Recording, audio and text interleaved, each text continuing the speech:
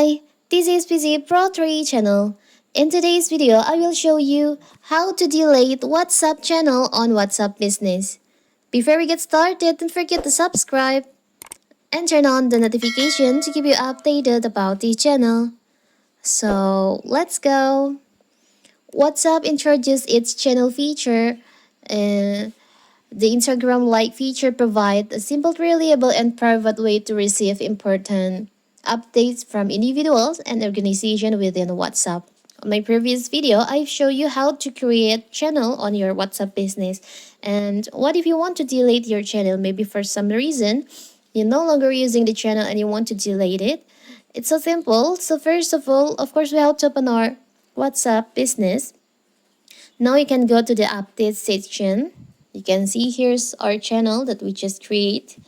If you want to delete the channel, you can just open the channel like this. Tap on the upper right corner, the three dots over here. Here's the channel info. You can tap on channel info. You can scroll down. There is an option, delete channel. You can tap on delete channel. Channel will be permanently deleted, so you won't be able to recover the channel. Followers can see past activity. Past channel activity will stay on your followers' devices.